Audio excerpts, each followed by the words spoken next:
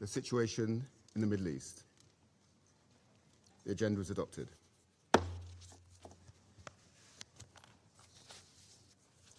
In accordance with Rule 37 of the Council's Provisional Rules of Procedure, I invite the representatives of the Islamic Republic of Iran and Israel to participate in this meeting.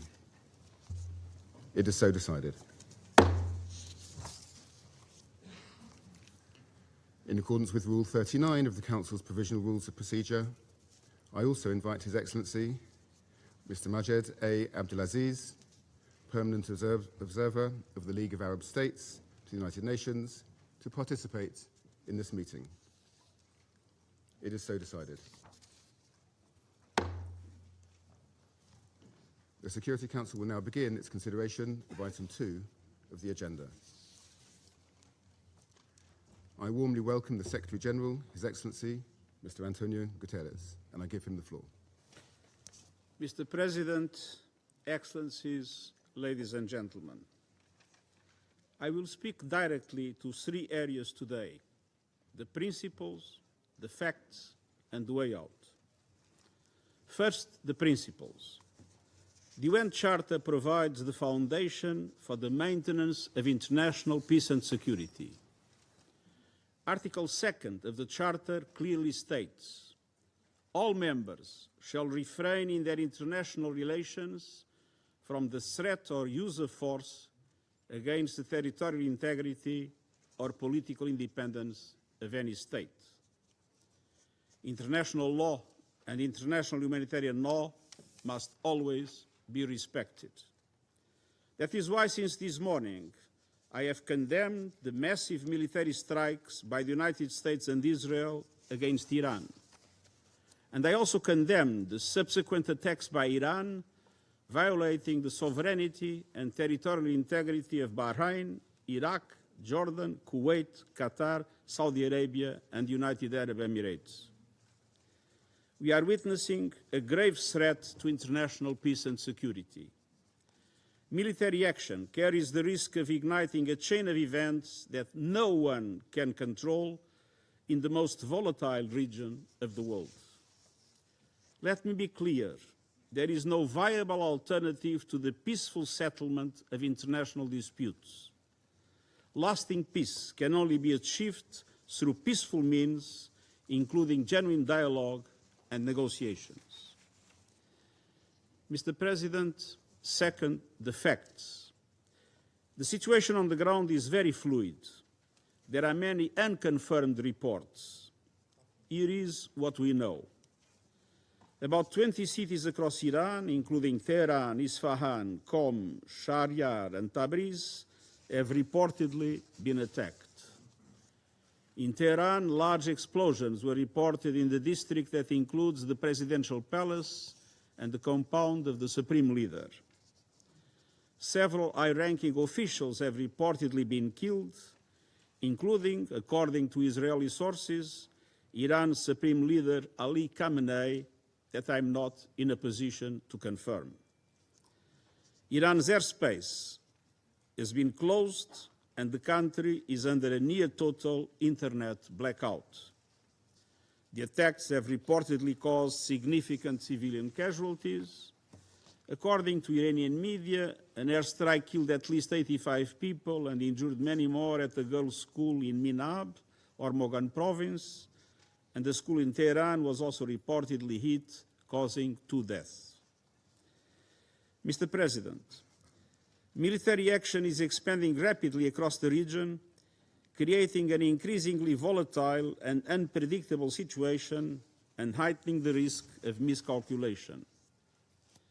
According to Israeli sources, 89 people have been injured in Iran's subsequent strikes on Israel, and there were also impacts in the occupied West Bank.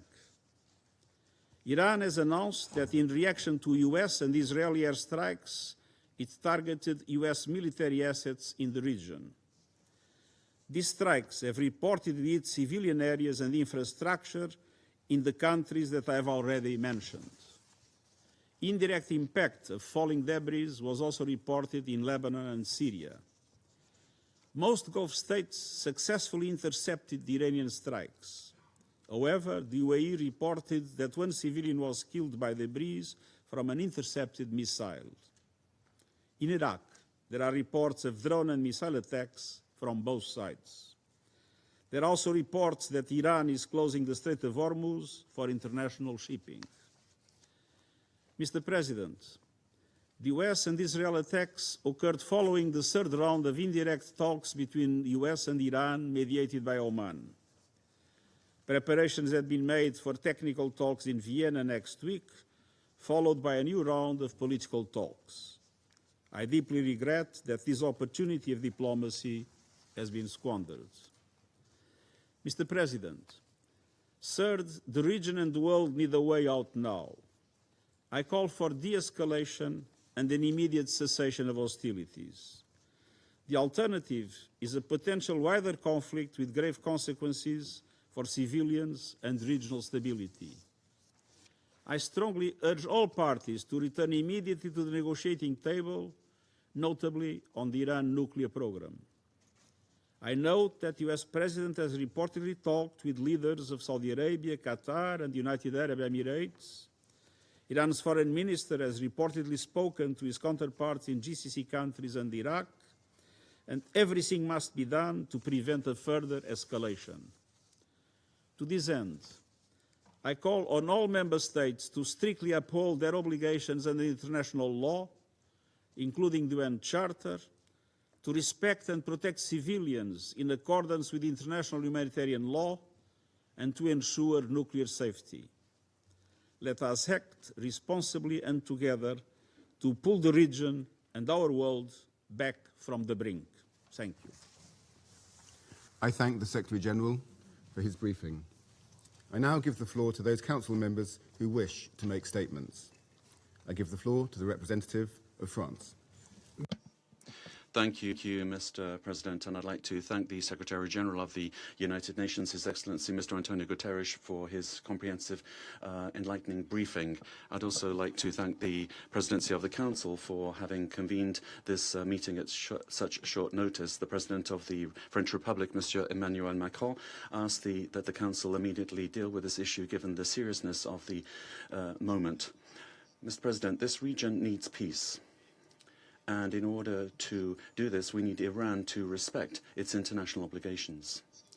We are very concerned at the launch of this new war between the United States, Israel, and Iran.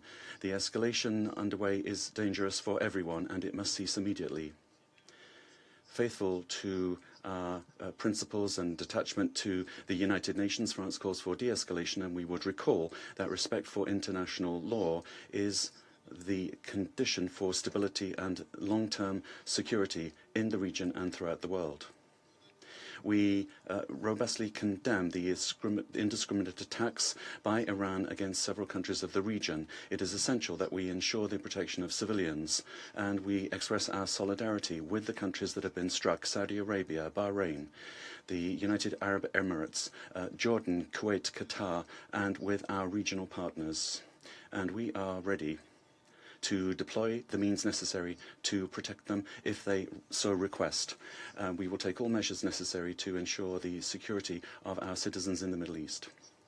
Mr. President, the events today come in the context of the ongoing pursuit by Iran of its nuclear program that is destabilizing and is contrary to the general guarantees system and resolutions of this Council. For years now, despite the diplomatic efforts deployed by France with our partners, Iran has not taken the opportunity to conclude an agreement with regard to a peaceful settlement with regard to its nuclear program. In parallel, Iran has reduced its cooperation with the International Atomic Energy Agency, which for a long time now has not been able to guarantee the peaceful nature of the Iranian nuclear problem.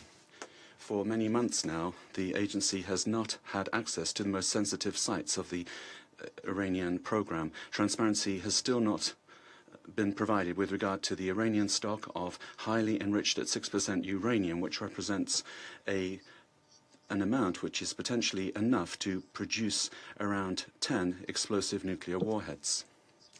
The situation is such and so serious that last August we launched the procedure to re-establish the Security Council sanctions in response to the clear non-respect by Iran of its commitments. Over and above its nuclear program, it's also the ballistic program and the regional actions taken by Iran that continue to constitute sources of major destabilization. Iran is continuing also a policy of systematic destabilization in countries of the region through the support that it provides to its regional allies, be that Hamas, Hezbollah in Lebanon, the Houthis in Yemen, or previously the regime of Bashar al-Assad in Syria. We remain profoundly concerned by the suffering of the Iranian people, given the systematic and brutal repression that they have suffered for many years. For several weeks now, this people has seen an unleashing of unjustifiable state violence because it had the courage to demonstrate for a better life and for freedom. The Iranian people must be able to exercise their fundamental rights and must be able to freely decide their destiny. Mr. President, on the 28th of September, resolutions of this Council with regard to the Iranian nuclear program were re-established. These resolutions called upon Iran to suspend its enrichment activities of uranium, to cooperate with the IAEA with regard to its ballistic activities. The Council must ensure that these resolutions are implemented, also by ensuring that the 1737 Committee is functioning properly.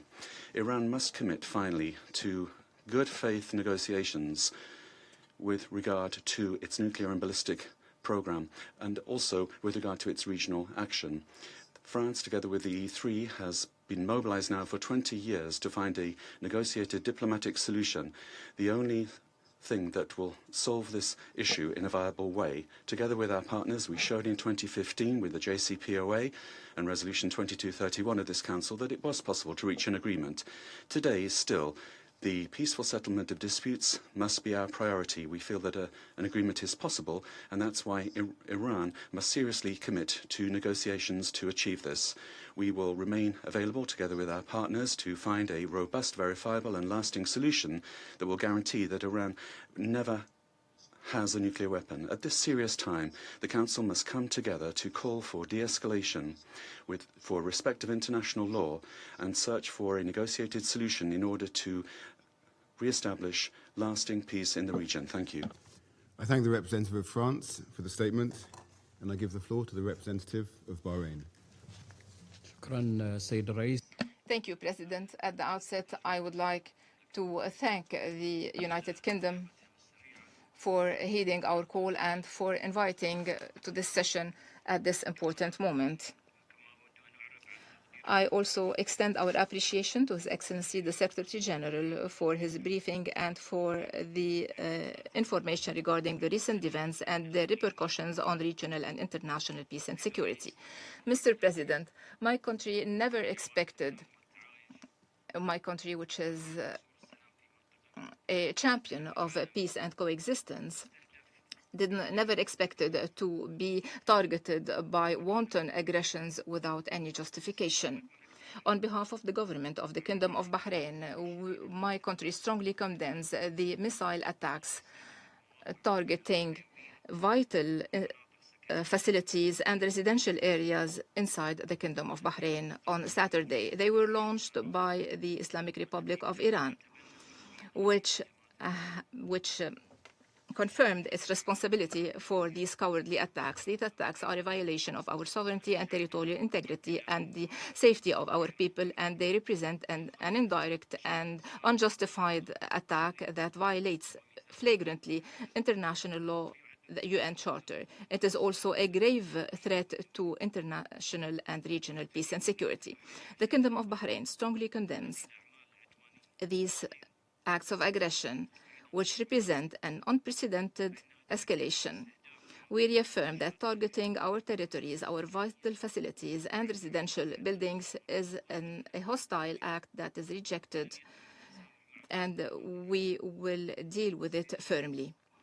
Mr. President, the Kingdom of Bahrain is today under attack that are part of the missile attacks targeting several sisterly states in the region in recent hours, including the United Arab Emirates, the State of Kuwait, the State of Qatar, the Kingdom of Saudi Arabia, besides targeting sites in Jordan and in the Syrian Arab Republic.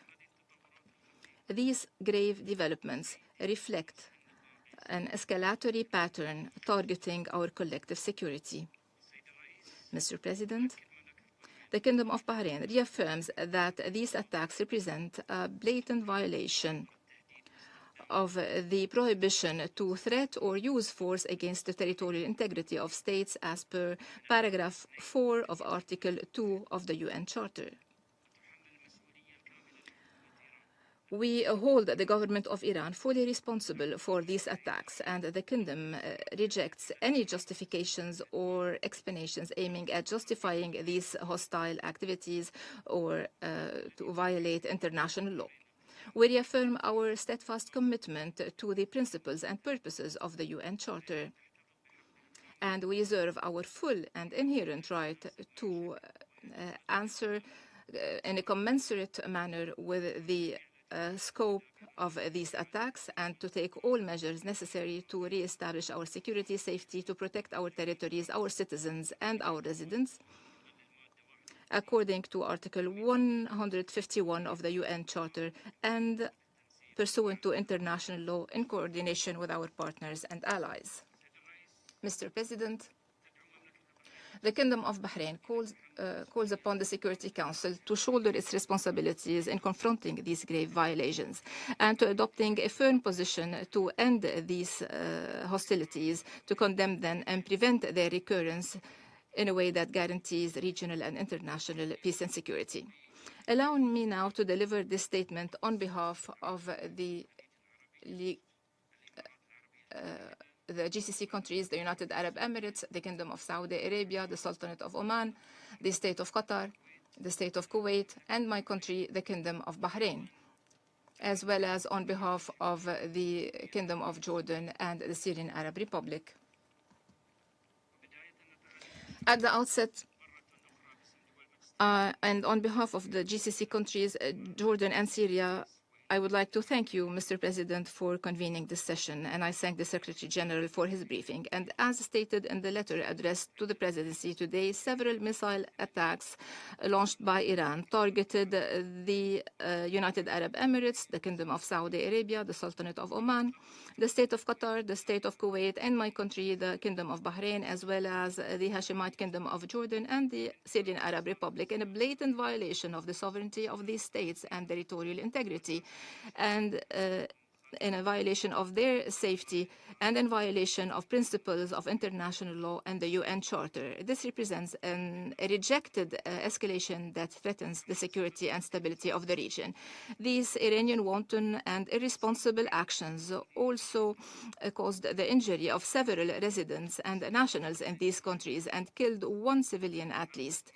They also damaged several facilities and civilian infrastructure, besides disrupting air navigation in the region, and also threatens to disrupt maritime navigation through the Hormuz Straits. This is a violation of international law and will have very grave international repercussions.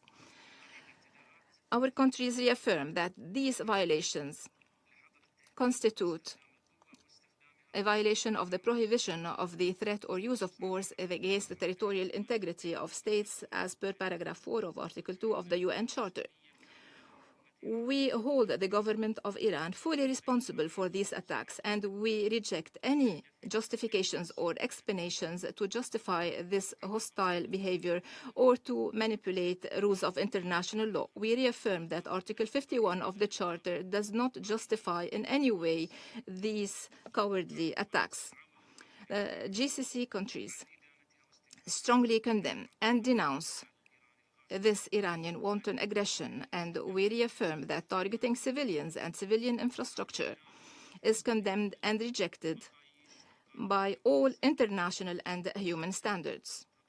We reiterate our full solidarity with the sisterly countries that were targeted, and we stress that the security of the sisterly countries are part and parcel of our security, and that targeting any of these states means or represent a threat to the security and stability of the whole region, and we warn against the repercussions of this refused escalation. Mr. President, these Iranian attacks are not compatible with the good neighborliness principles, and they cannot be accepted in any way. We strongly reject using the territories of the countries of the region as a scene to score points or to expand the conflict, following the efforts made by the GCC countries, Jordan, and the region as a whole in order to facilitate dialogue between Iran and the international community in order to settle differences in peaceful means and to avoid escalation in the region. While the GCC countries reaffirm that their steadfast commitment to the purposes and principles of the UN Charter, they reserve their full and inherent right to self-defense pursuant to Article 51 of the UN Charter, and reserve the right to retaliate against this brutal attack in a compensate manner and in line with international law. We reserve the right to take all necessary measures to restore security and stability and to protect our territories, our people and residents, and to guarantee our sovereignty, security, stability, and national interests. Mr. President, in conclusion, the GCC countries appreciate all the positions supporting our sovereignty and security. We call upon the Security Council to shoulder all its responsibilities in confronting these grave Iranian violations and to take a firm stance condemning and refusing these unjustified and irresponsible attacks and preventing their recurrence in a way that guarantees regional and international stability and security. We call for containing this crisis to preserve the stability and security of the region, to protect its peoples, and to avoid a wider confrontation. Thank you, President. I thank the representative of Bahrain for the statement. I now give the floor to the representative of the Russian Federation. Mr. President, we'd like to thank the Secretary General for his briefing. First of all, I wish to express our firm rejection of the fact that the presidency today the meeting today is taking place under the agenda item, the situation in the Middle East. We wish to recall that Russia and China requested that it be held under the agenda item, threats to international peace and security. That request was also contained in the relevant letter of the Iranian colleagues. The aggression that Iran has been subjected to today threatens to lead to escalation in an already escalated region, and it could go far beyond its borders.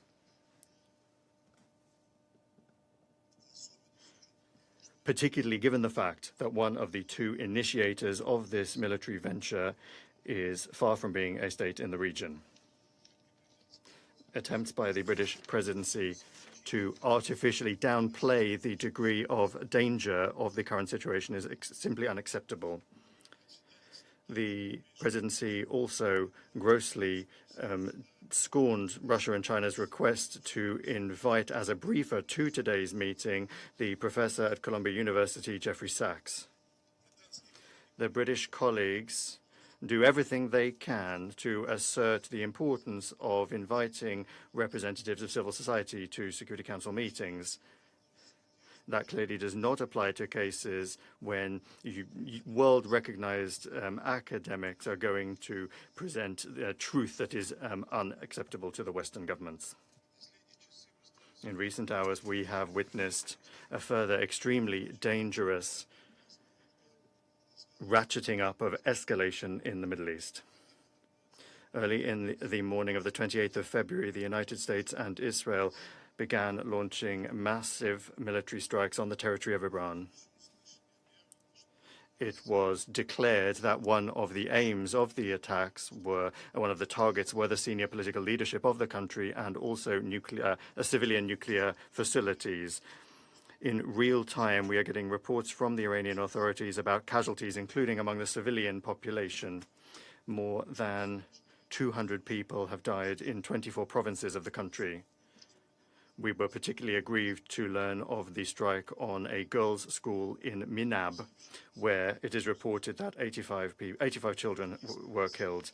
We sincerely express our sincere condolences to the family and loved ones of the victims, and we wish a swift recovery to the injured. Our country will do everything necessary to ensure the security and safety of Russian citizens that are on the territory of the Islamic Republic of Iran.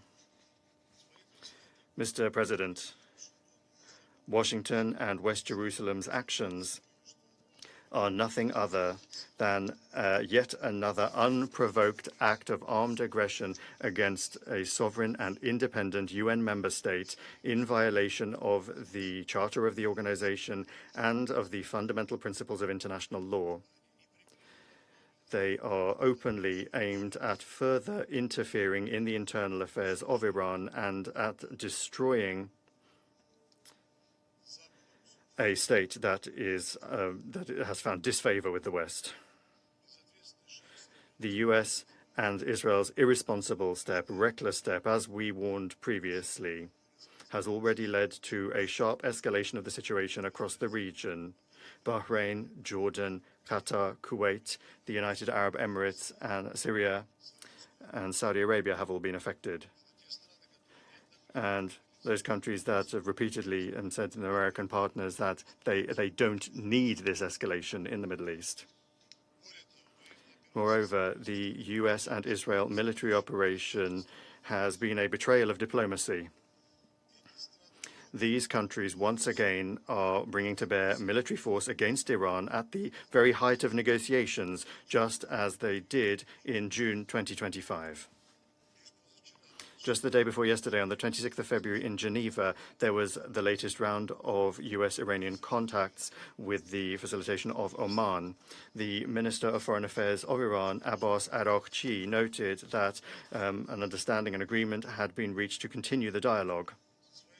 For our part, we underscore that the Russian side has repeatedly received signals that the Israelis have no interest in a military confrontation with Iran. And then, despite Tehran's willingness to engage in the diplomatic process, it once again is stabbed in the back. Moreover, the fact that Washington for such a long time and methodically was building up its military presence in the region only confirms the fact that aggression against Iran was planned in advance. The actions of the United States and Israel risk triggering a humanitarian and economic catastrophe. Of particular concern, once again, are the threats to nuclear safety and security and radiological safety and security.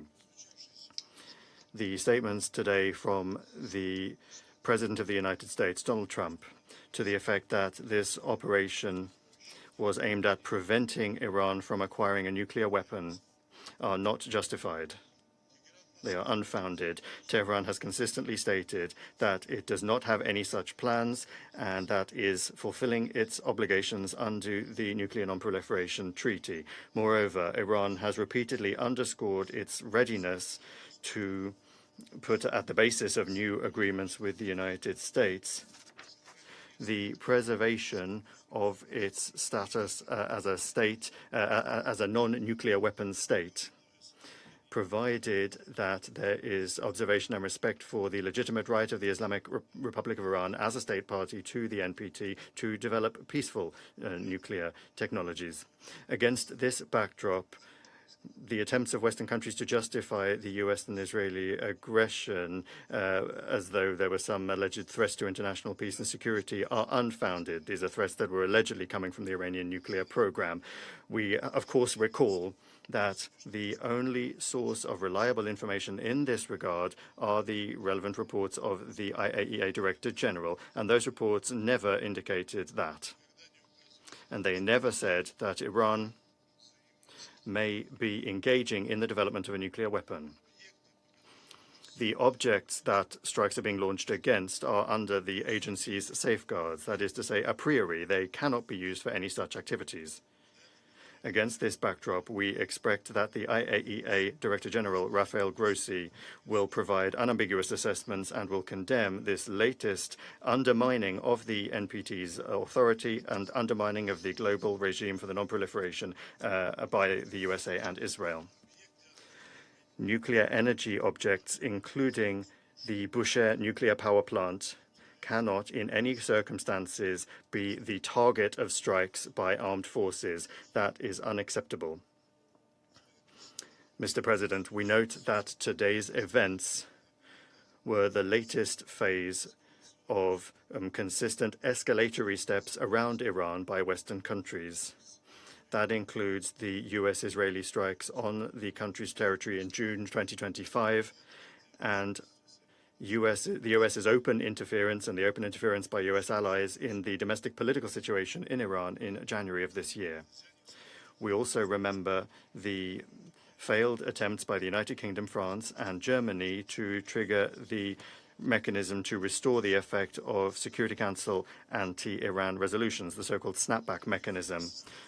However, that did not happen. Russia and a number of other UN member states repeatedly and in detail explained the reasons why the United Kingdom, France, and Germany did not have the right to invoke that mechanism. However, that did not work, and the United States and Israel once again have brought military force to bear. There are obvious parallels with the events of 2003 when the U.S. representatives waved a test tube around in this room to justify their invasion of Iraq by saying that there were weapons of mass destruction present there that no one actually found. In 2023, U.S. Vice President J.D. Vance said that the Iraq campaign was unforced. As a result, innocent Iraqis and Americans died, and that Washington had to learn that lesson. However, as it turns out, that lesson has not yet been learned. In the statements of the European colleagues, and we'll hear that again today, instead of condemning aggression and the deaths of Iranian civilians, we once again will hear the statement of the President of France, Emmanuel Macron, saying the Iranian regime must understand that it has no other option but to engage in good faith negotiations to end its nuclear and ballistic programs, as well as its regional destabilization activities, end quote. Similar assessments were voiced by the Prime Minister of the United Kingdom, Keir Starmer. These absurd statements were then backed up by a joint statement of the leaders of the United Kingdom, France, and Germany, condemning only Iran's strikes on the countries in the region. Colleagues, just think for a moment. This sort of reaction is coming at a time when Iran has been subject to armed attack, to military attack at the peak of an active negotiating process. The hypocrisy of our European colleagues knows no borders. These aren't even double standards. It's a parallel reality, the other side of the looking glass. In the English language, there's an ideal term to describe the situation: victim blaming. One gets the impression that London, Paris, and Berlin are living within illusions that they have created for themselves and are broadcasting to the world. However, attempts to mislead the international community are doomed to fail. Any common-sense person will fully well understand who is responsible, who bears responsibility for this latest uncontrolled escalation. Mr. President, we demand that the United States and Israel immediately cease their aggressive actions. An alternative to resolving the Iranian subject, including its nuclear component, the alternative to peaceful and diplomatic means simply does not exist, and it never has. We insist on the immediate resumption of political and diplomatic settlement efforts and the pursuit of solutions based on international law, mutual respect, and a balance of interests. Russia unchangingly stands ready to provide all necessary assistance for that work. Thank you. I thank the representative of the Russian Federation for the statement, and I give the floor to the representative of China. 谢谢主席。 Thank you, President. I thank Secretary General Guterres for his briefing and support his call for de-escalation and return to diplomatic negotiations. Today, the United States and Israel brazenly launched military strikes against targets inside Iran, causing a sudden escalation of regional tensions. China is deeply concerned about this development. China consistently advocates that all parties should abide by the purposes and principles of the UN Charter and opposes and condemns the use or threat of force in international relations. China stresses that the sovereignty, security, and territorial integrity of Iran and other regional countries must be respected. China is deeply saddened by the large number of civilian casualties caused by the conflict. At all times, the red line for protecting civilians in armed conflict must not be crossed, and the indiscriminate use of force is unacceptable. China calls on all parties to fulfill their obligations under international law, including international humanitarian law, effectively ensure the safety of civilians and avoid attacks on civilian facilities. The use of force is not the right way to settle international disputes. It only intensifies hatred and confrontation. The escalation and spillover of tensions in the Middle East serves no one's interests. Dialogue and negotiations are the only way to resolve differences. China calls on an immediate cessation of military actions to prevent further cycles of escalation. The military strikes occurred at a time when the U.S. and Iran were engaged in diplomatic negotiations, which is shocking. The parties concerned should demonstrate political sincerity, resume dialogue and negotiations as soon as possible, and return to the right track of a political solution. China stands ready to work with the international community to advance peace efforts and help restore peace and stability in the Middle East at an early date. I thank you, President. I thank the representative of China for the statement, and I give the floor to the representative of Colombia.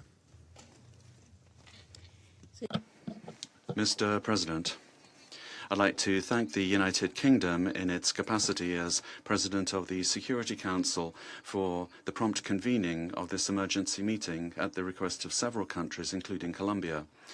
We would also like to thank the Secretary General for the information shared, and we welcome the delegations participating at this meeting. Colombia is taking the floor guided by an essential conviction. The protection of human life must always be at the heart of international decisions, and we are also equally convinced that the United Nations Charter is binding.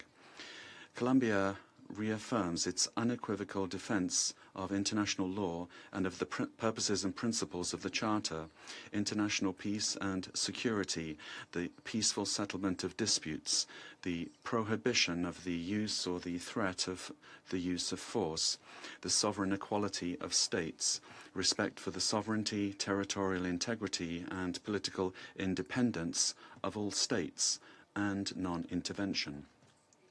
Mr. President, we are facing a serious military escalation that threatens to spill over into a regional confrontation with unpredictable consequences. The use of force and the logic of reprisals are substituting diplomacy, dialogue, and law. In the face of this alarming situation, we condemn any military action that is contrary to the Charter, wherever it comes from. Our country has been consistent in this organization and in this council. No state may unilaterally claim the right to attack another in order to impose regime change, and that principle does not depend on who the actor is, as it is a pillar of the international order. The prohibition of the use or threat of force enshrined in the Charter does not admit selective interpretations. When that principle is violated, international security does not prevail. The law of the strongest takes over. When force replaces law, the international order is weakened and barbarism takes its place, and the first to lose are civilians. Colombia condemns the attacks and expresses solidarity with the peoples of Bahrain, Qatar, the UAE, Saudi Arabia, Jordan, and Kuwait. Colombia expresses its deep concern over the human cost of this escalation. Bombings are exposing entire communities to fear and to risk, including girls and boys. No military goal can justify, under any circumstances, civilians being caught in the crossfire or becoming victims of indiscriminate attacks. The protection of life must always be our highest priority. Life cannot be considered collateral damage. In this regard, we strongly condemn reported attacks against civilians and against civilian objects. This is in clear violation of international humanitarian law, particularly the principle of distinction, and we urge the immediate cessation of hostilities. Strict respect for international law and international humanitarian law is not optional. The protection of the civilian population is a legal and moral obligation. Mr. President, for these reasons, Colombia prioritizes dialogue and the peaceful settlement of disputes, not because we are naive, but on the basis of our experience, because we know that war does not resolve conflicts. On the contrary, it worsens them, it makes them more cruel, perpetuates them, and passes them on to future generations. Defending international law does not mean ignoring reality. Iran has international obligations that it must fully comply with, particularly in the nuclear and human rights fields. With regard to Iran's nuclear program, full, effective and transparent cooperation with the International Atomic Energy Agency is essential. Therefore, we call on Iran to return to the path of dialogue and negotiations in good faith, with a view to guaranteeing unrestricted access to nuclear facilities subject to monitoring and verification, and to resolving outstanding safeguards issues under the Treaty on the Non-Proliferation of Nuclear Weapons. Colombia reaffirms the universal goal of general and complete nuclear disarmament, and in that context we insist that Iran's nuclear program must be maintained exclusively for peaceful purposes in compliance with its international obligations. Collective security is not built with more weapons, but with more guarantees. Likewise, we join the urgent call of the IAEA for the parties to exercise restraint in the use of force, particularly against nuclear facilities, taking into account the enormous risks that such actions represent.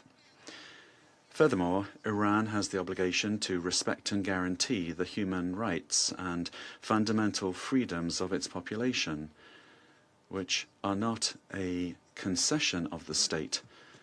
Much rather, these are rights that are inherent to human dignity. But we also state with the same degree of firmness that Iran's non-compliance in these areas cannot serve as justification for the unilateral carrying out of military attacks against a state. The full application of the Charter is indispensable for the credibility of multilateralism and the preservation of the international order. International peace and security are not built by violating the sovereignty or the territorial integrity of states, nor through reprisals. They are built through rules and through dialogue.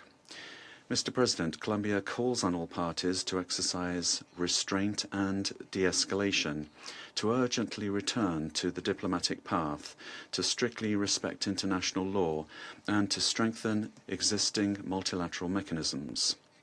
It is a priority to move forwards towards a framework for regional dialogue that allows us to address the underlying causes of instability in the Middle East. Therefore, we propose the convening of a peace conference for the region under the auspices of the United Nations in order to achieve sustainable political solutions. War is not a foregone conclusion. It is a political decision, but so is peace. Today, the true responsibility of the international community and of this Council is to choose it, assuming with historical responsibility its primary mandate to preserve international peace and security. The United Nations organization cannot fall short of the gravity of this moment. It needs to choose to stop destruction before it becomes irreversible and make space for diplomacy before it is too late. Thank you very much. I thank the representative of Colombia for the statement, and I give the floor to the representative of the United States. Thank you. Distinguished delegates, this is a moment in history that requires moral clarity, and President Trump has met the moment. The most fundamental duty of any sovereign government is the protection of its people.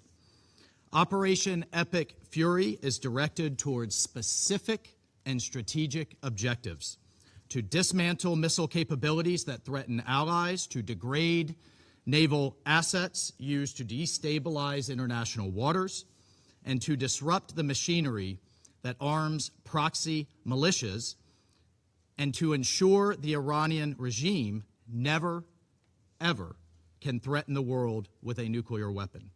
As President Trump said last night, for decades, the Iranian regime has willfully destabilized the world.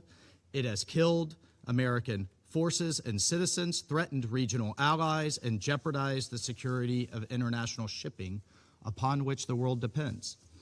Its massive support for violent proxies, declared terrorist organizations, the Houthis, Hezbollah, Hamas, and others, has brought bloodshed and disorder across the Middle East for far too long. This is not speculation. We know this to be true, and our men and women have paid for the actions of this regime and the IRGC with their lives. No responsible nation can ignore persistent aggression and violence. The regime in Tehran has led attacks that have cost American lives. Hundreds of U.S. Marines in Lebanon, thousands of troops in Iraq.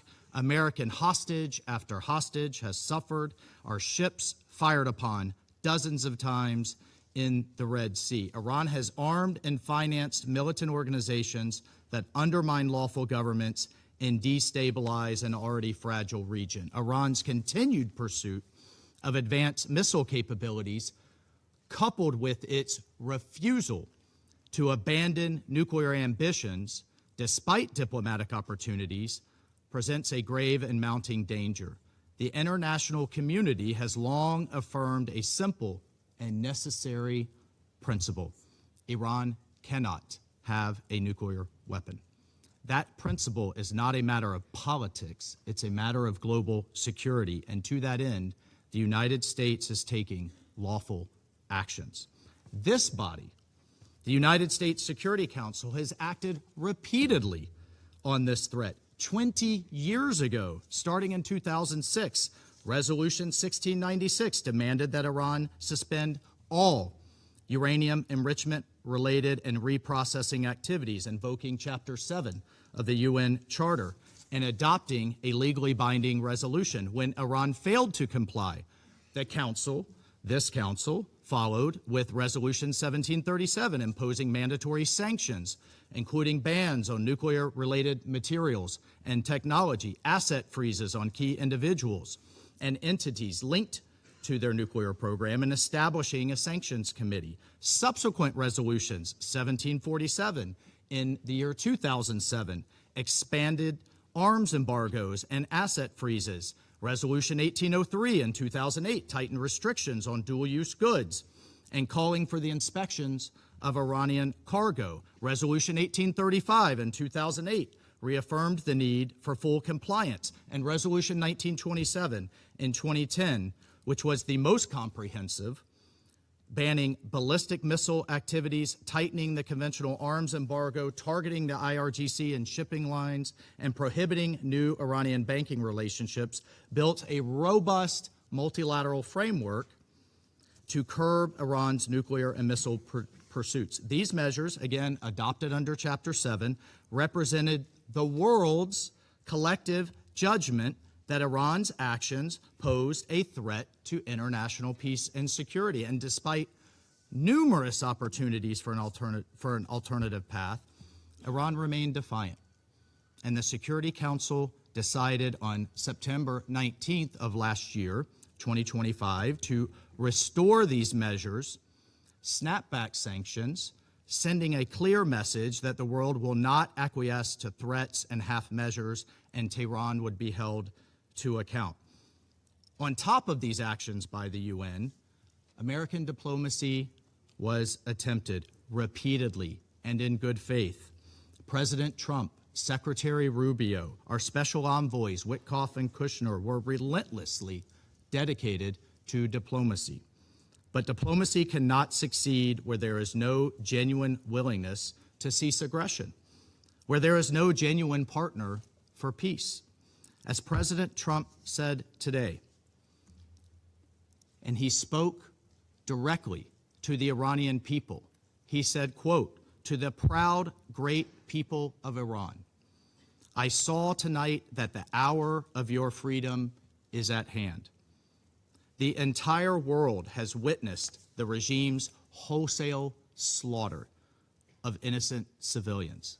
The sad irony is that this same regime will attempt to lecture us today about human rights and the rule of law. Its presence here in this council makes a mockery of this body. But where the UN lacks moral clarity, the United States of America will maintain it. Indiscriminate and unprovoked attacks by the Iranian regime today against our regional partners, Kuwait, the United Arab Emirates, Bahrain, Qatar, Jordan, and others, reinforce precisely why such actions are necessary. The regime has not only struck military assets, but civilian infrastructure as well. Those who stand with us must know that their security is not negotiable. The safety of our allies is not conditional. It is assured. The bottom line is this, colleagues. Our allies and partners can count on the United States and can count on President Trump. Colleagues, peace is not preserved by appeasing those who threaten it. Peace is preserved through strength in the face of terror. History has taught us that the cost of inaction is far greater than the burden of decisive action. And our president, President Trump, has taken that decisive action today. I thank you. I thank the representative of the United States for the statement, and I give the floor to the representative of Denmark. Thank you, Mr. President, and thank you to the UK Presidency for convening the Council for this urgent meeting following the latest developments in the Middle East. I also wish to thank the Secretary General for his statement. Today's developments are deeply concerning and pose the risk of further destabilizing an already volatile situation at a time of heightened tensions in the Middle East. Mr. President, let me reiterate our deep concern over Iran's unacceptable behavior related to its nuclear program, its ballistic missiles, its destabilizing activities in the region and beyond, and its violent crackdown and repression against its own people. As a consequence, the European Union, with Denmark's active support, has adopted strong sanctions against Iran, just like we have always been promoting diplomatic efforts to address the nuclear and ballistic missile programs through a negotiated solution. I also wish to express Denmark's condemnation of Iran's attacks today on countries of the region. This must stop immediately. We express our full solidarity with partners in the region under attack. Mr. President, at this critical juncture, de-escalation is imperative.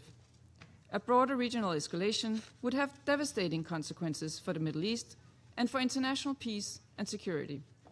We call for maximum restraint and respect for international law, including international humanitarian law. What is needed is for diplomatic efforts to reduce tension and for the negotiations to resume in good faith as the only viable, lasting solution to the Iranian nuclear issue. Iran must never be allowed to develop or acquire a nuclear weapon. This is essential for regional and international security. Finally, Mr. President, for years now, we have heard the Iranian people calling for dignity, for opportunity, and for their fundamental rights to be respected.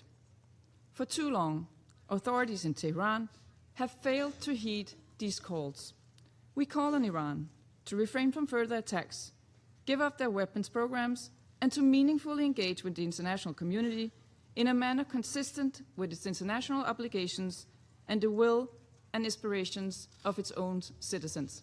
I thank you. I thank the representative of Denmark for the statement, and I give the floor to the representative of Pakistan. Thank you, President. I would like to thank the Secretary General for his sobering presentation and assessment of the unfolding situation in the Middle East after concerning developments in the region. We concur with his view that there is no viable alternative to a peaceful settlement. President, Pakistan condemns the initiation of unwarranted attacks against the Islamic Republic of Iran in violation of international law. Yet again, these attacks come at a time when renewed diplomatic efforts were underway to reach a peaceful and negotiated solution. Such a course of action will undermine the peace and stability of the entire region with far-reaching consequences. Pakistan also condemns the attacks against the Kingdom of Saudi Arabia, Bahrain, Jordan, Kuwait, Qatar, and the United Arab Emirates, and stands in solidarity with all these brotherly countries and underscores the need to exercise maximum restraint. This is extremely unfortunate since several brotherly Arab countries were in fact supporting dialogue and emphasizing the need to avoid escalation. We particularly laud Oman's role in facilitating and mediating dialogue between Iran and the United States. These unprovoked attacks, therefore, constitute blatant violations of the sovereignty of the brotherly Gulf states. Pakistan also condemns the unfortunate death of a Pakistani national in the UAE during this dastardly attack. We urge all sides to refrain from any further actions that may undermine the security and territorial integrity of other regional countries. President, we regret the fact that diplomacy has once again been derailed as these attacks have happened right in the middle of negotiations. These military actions undermine dialogue and further erode trust that was already in short supply. We offer our condolences and sympathies to civilians caught in the middle of these violent acts. Our thoughts go out to the school children in Iran and many civilians elsewhere, and the family of the Pakistani national who was killed during attacks on the United Arab Emirates earlier today. President, the purposes and principles of the UN Charter are inviolable and sacrosanct. The Charter prohibits threat or use of force against territorial integrity or political independence of states. Pakistan reiterates the call for full respect for international law, including the UN Charter, as well as the international humanitarian law. We are deeply alarmed at the risk of regional conflagration.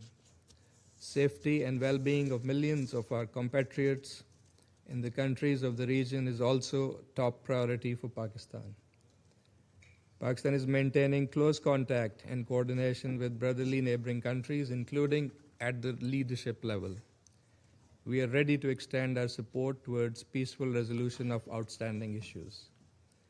Pakistan has consistently advocated the primacy of peaceful settlement of disputes and the imperative of avoiding confrontation and conflict in a region already beset by tensions and volatility, as the Secretary General has also noted. Diplomacy and dialogue should be the guiding principles for achieving negotiated settlement of all contentious issues in accordance with the rights, obligations, and responsibilities of the parties concerned. Pakistan calls on all sides to immediately halt escalation and urgently resume diplomacy with a view to achieving a peaceful, negotiated resolution to this crisis. Thank you so much. I thank the representative of Pakistan for the statement, and I give the floor to the representative of Greece. Thank you, Mr. President, for convening this meeting at such a short notice. I would like also to thank the Secretary General for his briefing and his messages on respecting the principles of the UN Charter and his calling on de-escalation and a peaceful settlement of the situation.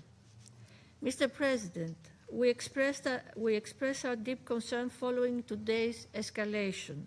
Our aim should be to return to substantial negotiations towards a peaceful settlement in line with international law and the UN Charter.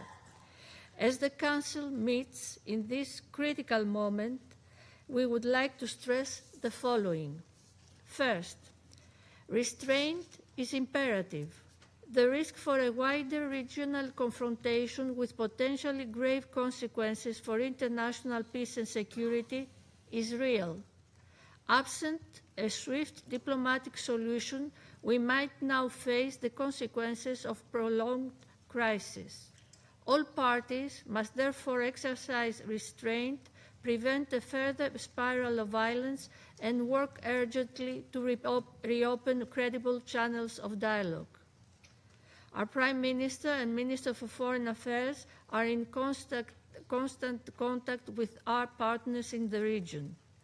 We strongly condemn the Iranian strikes in Bahrain, Jordan, Kuwait, Qatar, Saudi Arabia, and the United Arab Emirates. Second, Greece has consistently expressed its strong concern regarding Iran's nuclear program. Iran must never be allowed to acquire a nuclear weapon. The accumulation of significant quantities of uranium enriched up to 60% by a non-nuclear weapon state raises serious proliferation concerns and has no credible civilian justification. Full cooperation with the IAEA and strict adherence to international obligations are indispensable. It is widely believed that strong, permanent, and verifiable oversight on Iran's nuclear and ballistic programs is a precondition for stability in the region. Diplomacy, grounded in verification and transparency, remains the only sustainable path forward. Third, maritime security in the Gulf, the Straits of Hormuz, and the Red Sea must be fully respected by all sides. Even more now, of all times, stability is of the utmost importance. We urge Iran and its allies in the region to refrain from any retaliatory action that could endanger freedom of navigation, threaten commercial shipping, or further destabilize global energy and trade flows, constituting a blatant violation of the international law of the sea as reflected in UNCLOS. Fourth, the protection of civilians and respect for international law must remain absolute priorities. Adherence by all member states to the UN Charter, international humanitarian law, and human rights law becomes even more critical.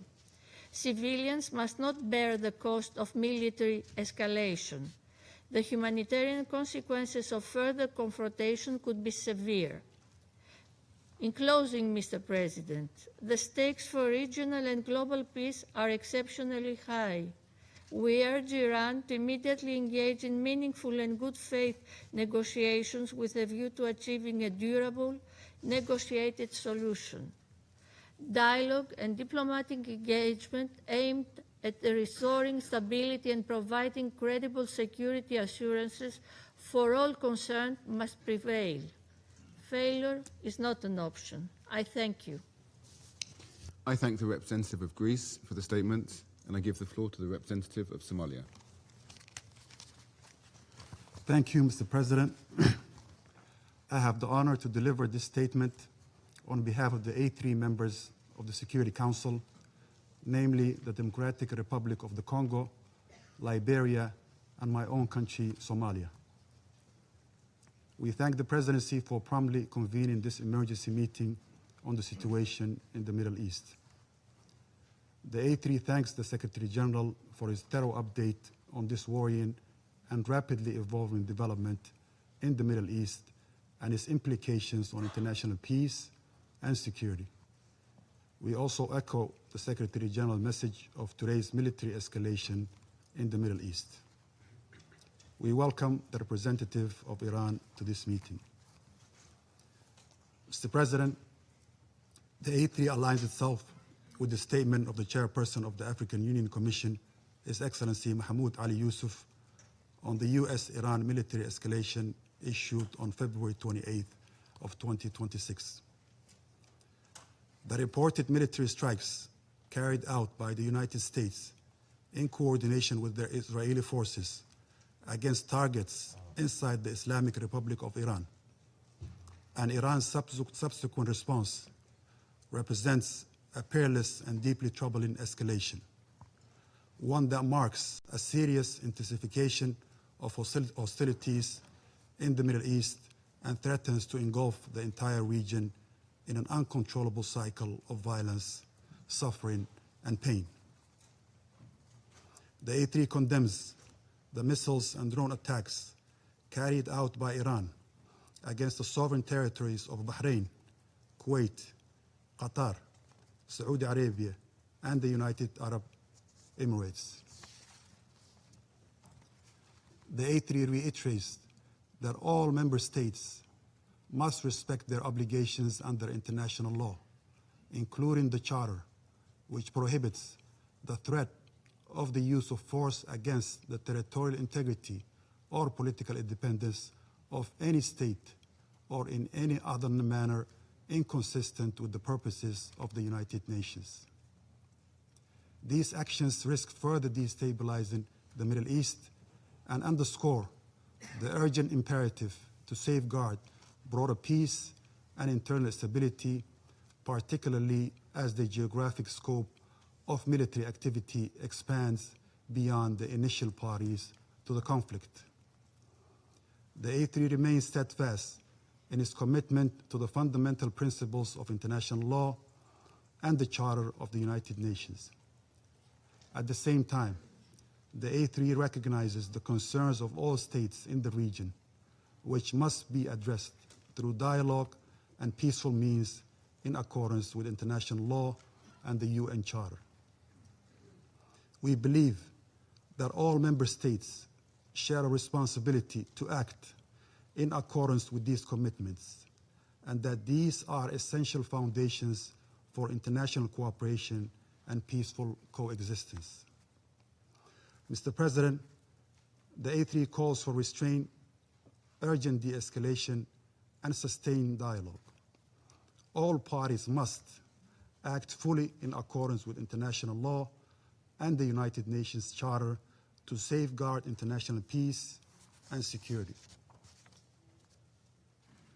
Our position underscores the importance of dialogue, the peaceful settlement of disputes, and respect of international law. It's important for all parties to exercise restraint and responsibility, uphold international law, and avoid any actions that could escalate tensions or threaten regional peace and stability. The A3 stresses that the spillover effects of these hostilities imperil countless lives and threaten to deepen existing crises. The A3 expresses its solidarity with the people of the region and reiterates that the African Union's commitment to peace, stability, and mutual respect among nations and regions. Mr. President, in this regard, the A3 urges all parties to prioritize diplomatic engagements, including the ongoing international mediation efforts facilitated by the Sultanate of Oman to prevent further deterioration and uphold international rules-based order. At this critical juncture, the A3 calls for the swift return to the path of negotiations as the only viable means to reach a sustainable agreement regarding the Iranian nuclear program. Sustainable peace can only be achieved through diplomacy, not through force. The A3 strongly reaffirms the urgent necessity of establishing a Middle East zone free of nuclear weapons and other weapons of mass destruction, applicable to all states in the region without exception, in accordance with relevant international resolutions. We also stress the need for all Middle Eastern countries to join the Treaty on the Non-Proliferation of Nuclear Weapons as a step toward regional and global security.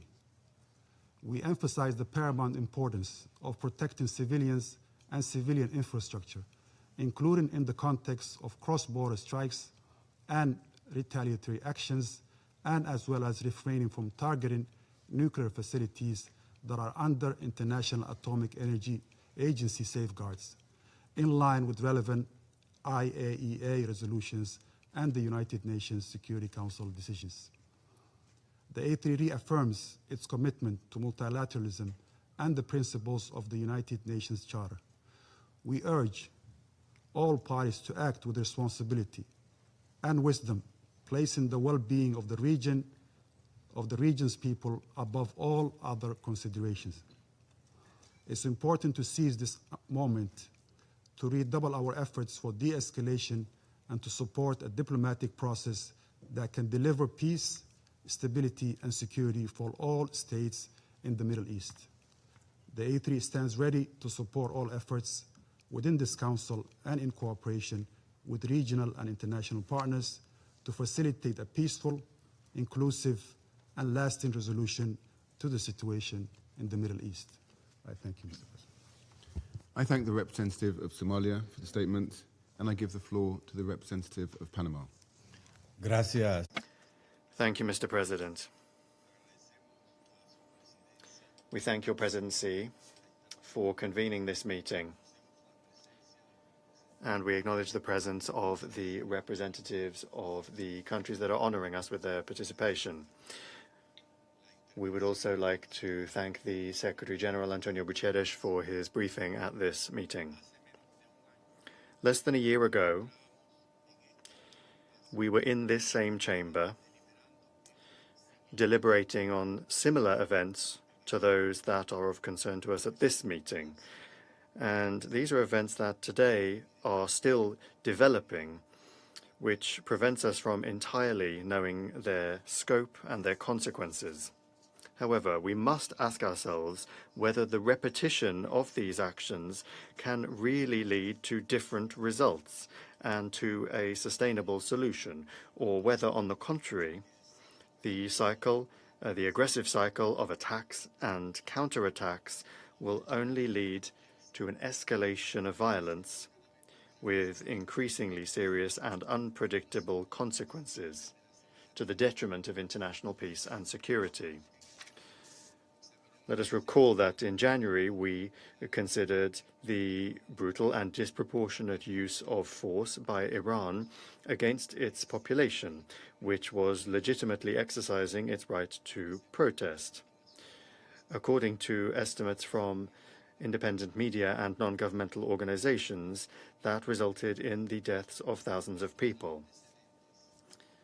These previous facts point to a delicate situation in the country and the region, and they represent a clear and worrying warning of the possible real and human consequences of the escalation of the armed conflict. The Republic of Panama notes with grave concern the severity of recent events, which could trigger a regional conflict with serious direct repercussions on neighboring countries, such as those that have just been suffered by Bahrain, the United Arab Emirates, Qatar, Kuwait, Jordan, and Saudi Arabia, which Panama considers to be lamentable. This scenario must be avoided, especially in a context in which the Middle East has already been seriously affected by various crises in recent years, the consequences of which may transcend and cause harm beyond the immediate region and may affect the rest of the world with incalculable consequences. The intensification of tensions will only increase instability and suffering, particularly impacting the most vulnerable populations, those that are always the first to suffer the consequences of conflicts. In this uncertain and dangerous situation that we face, we are reminded that it is essential to guarantee the respect for and protection of the civilian population during conflict in accordance with international humanitarian law and the values that this Council is called upon to protect. Therefore, we reiterate our urgent call for dialogue, restraint, and the cessation of the use of force.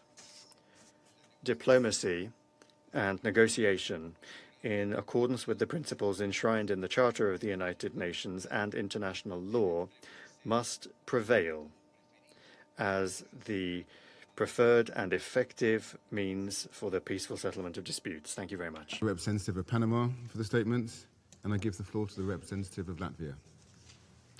Thank you, Mr. President. Allow me to begin by thanking the United Kingdom as presidency of this Council for convening this meeting on such short notice. And I would also like to thank the Secretary General for the briefing provided. For decades, Iran has been a malign, destabilizing actor in the region and beyond. It has repeatedly and systematically violated its international obligations and posed a threat to international peace and security. The Iranian regime has attacked and destabilized neighbors, exported terrorism, developed an illegal ballistic missile program, and participated in widespread sanctions circumvention. Iran has violated UN Security Council resolutions 1696, 1737, 1747, 1803, 1835, 1929, and this aggressive behavior is consistent. It spans decades. While international law must be respected at all times, the Iranian regime has continuously ignored its responsibilities and binding commitments under the JCPOA and the NPT. The regime has openly maintained its illegal nuclear program, despite repeated and genuine diplomatic engagement from the European Union, the UK, and the US. The IAEA Board of Governors has confirmed over the last 8 months that Iran is failing to engage and to grant monitors access to installations, and this is unacceptable. Iran must cease its illegal nuclear program, comply with its international obligations, and return to the negotiating table. For decades, Iran has maintained terror as its modus operandi. Iran has supported, armed, financed, and trained terrorist groups such as Hamas, Hezbollah, and the Houthis. It has enabled and emboldened attacks against countries near and afar. It has caused the death of thousands of civilians. It has promoted radicalization and the spread of terrorism, and undermined global energy and maritime security. Beyond the Middle East, Iran has directly supported Russia's war of aggression in Ukraine. More than 50,000 of the same Iranian Shahed drones, now striking numerous countries in the Middle East, have been transferred by Iran to Russia. Iranian weapons, Iranian technology have contributed to killing thousands of innocent Ukrainians, and like Russia in Ukraine, Iran is now bringing terror to innocent civilians in the Gulf countries. Latvia stands with the brave people of Iran, brave people that have endured so much, decades of brutality and repression. Recently, this Council met to address the atrocities perpetrated by the Islamic regime against its own people in the streets of Iran. Latvia and the European Union have already imposed sanctions against the IRGC. The Iranian people must be able to determine their own future, free from violence and repression. Mr. President, Latvia joins the call for an immediate cessation of hostilities and urgent de-escalation. We call on all sides to protect civilians and avoid further escalation. Latvia condemns the unprovoked Iranian strikes against countries in the region, namely our fellow member of the Council, Bahrain, and Jordan, Kuwait, Qatar, Saudi Arabia, the United Arab Emirates. Strikes on these countries constitute a threat to regional and international peace and security, and we stand in solidarity with our partners. I thank you. I thank the representative of Latvia for the statement. I shall now make a statement in my capacity as a representative of the United Kingdom. I thank the Secretary-General for his briefing. Colleagues, this is a fragile moment for the Middle East. The United Kingdom played no role in the strikes against Iran. But we are under no illusion about the nature of the Iranian regime. The Iranian regime has murdered thousands of its own people simply for exercising their fundamental rights and freedoms. Iran has repeatedly ignored calls to find a durable and acceptable solution to the nuclear issue, while continuing to destabilize the region through its support to proxies and partners. We strongly condemn Iranian strikes across the region, including the attacks on a hotel in Dubai, the attack on Kuwait's civilian airport, and attacks on civilian targets in Bahrain. We extend our support and solidarity to all our partners, many of which are not parties to the conflict. Regional stability remains a priority. As my Prime Minister stated, UK forces are active and British planes are in the sky today as part of coordinated regional defensive operations to protect our people and regional partners, as the United Kingdom has done before and in line with international law. Reports of strikes on civilians and civilian infrastructure are deeply alarming. The protection of civilians and full respect for international law is critical. Iran must never be allowed to develop a nuclear weapon. That is why we, alongside our French and German partners, have continually supported efforts to reach a negotiated solution. We have always been clear that only a diplomatic solution can fully and sustainably address these threats. We want to see the swiftest possible resolution that ensures security and stability for the region. Iran must refrain from further strikes and its appalling behavior to allow a path back to diplomacy. We will continue to work with our partners to this end in support of peace and security and the protection of civilian life across the region. I resume my function as President of the Council. I now give the floor to the representative of the Islamic Republic of Iran. In the name of God, the compassionate and merciful, we appreciate the Secretary General for his briefing and his contribution to this meeting. We express our sincere appreciation to the Russian Federation and China for supporting the convening of this emergency meeting of the Security Council to address the manifest aggression committed by the United States and Israeli regime. I also thank those Council members, in particular China, Pakistan, and the Russian Federation, who have today taken principled position in condemnation of this unlawful act. And it is regrettable that some members of this body, in a blatant double standard, disregarded the flagrant act of aggression committed by the U.S. and Israel on Iran and condemn Iran for using its inherent right to self-defense on the UN Charter. Mr. President, this morning the United States regime jointly and in coordination with the Israeli regime initiated an unprovoked and premeditated aggression against the Islamic Republic of Iran for the second time in the recent months, while deliberately attacking civilian populated areas in multiple large cities of Iran where millions of people reside. As a result of this brutal armed attack, hundreds of civilians have been killed and injured. The aggression and atrocious crime of the United States regime and the Israeli regime and the deliberate and persistent targeting of civilian infrastructure are going. In addition to the numerous civilian residential buildings, the aggressors have also targeted a school in the city of Minab, Hormozgan province, killing more than 100 children. The number of innocent civilians continues to rise. This is not only an act of aggression, it is a war crime and a crime against humanity. Yet today, once again, the representative of the United States, through a regrettable pattern, has attempted to distort facts and rely on misinformation to justify the blatant aggression of the United States and Israel against my country. The facts, however, are unequivocal. The justification advanced by the representative of the United States today are illegal and entirely devoid of legal foundation.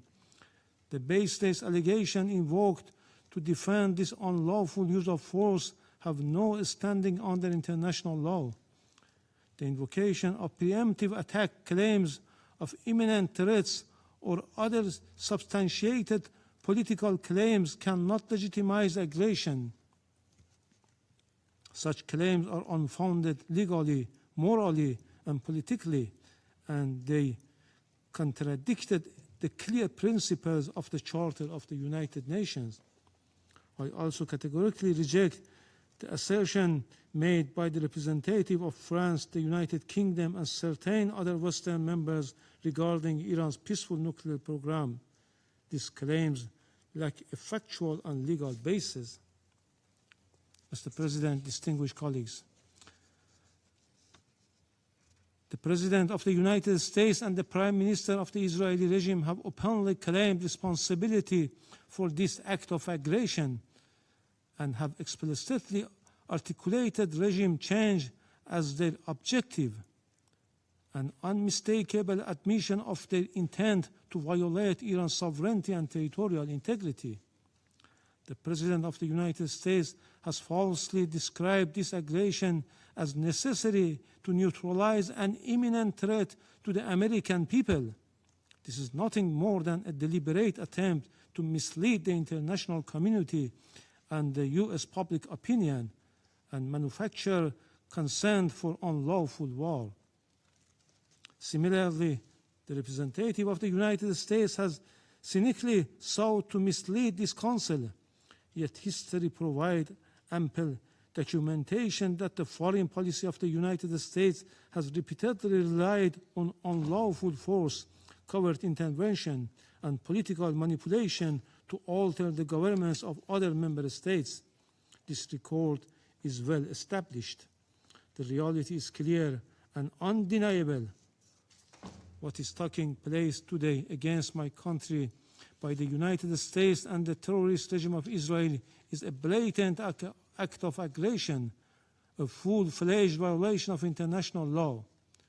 No justification, no accusation, no narrative of disinformation can legitimize or excuse this manifest crime and aggression. Mr. President, we have communicated on several occasions with this Council and the Secretary General about warmongering statements and interfering actions in the internal affairs of Iran by the President of the U.S. in a blatant violation of the UN Charter and international law, and called for the Council action. Regrettably, all were unanswered. The issue before the Council is straightforward: whether Any member state may, including a permanent member of this council, through the use of force, coercion, or aggression, determine the political future of another state or impose control over its affairs. International law and the Charter are explicit on this matter. Article 2, paragraph 4 of the Charter categorically prohibits the threats of use of force against the territorial integrity or political independence of any state. Mr. President, against this backdrop, I would like to make the following points. 1. What is occurring against my country is a clear act of aggression. It is an open armed aggression against the Islamic Republic of Iran. The United States and Israel war today is not merely a war against Iran. It is a war against the Charter of the United Nations, a war against international law, and a war against the international legal order upon which the United Nations and the Security Council have been built for over 8 decades. As the Charter affirms, the United Nations was established to save succeeding generations from a scourge of war. The Charter, adopted in 1945, is founded upon this fundamental principle. Members shall refrain from threat or use of force in international relations. The sole exception is the inherent right of self-defense under Article 51, and only in the event of an armed attack. The military aggression carried out by the United States and Israel satisfies none of the criteria of lawful self-defense. Accordingly, the action of the United States and Israel constitute a manifest violation of Article 2, a peremptory norms and a fundamental principle of international law accepted by all member states. Neither the Charter nor international law recognize internal matters of states as justification for the use of force by other states. Were this otherwise, no international legal order could endure. The rule of law would be replaced by the rule of force. 2.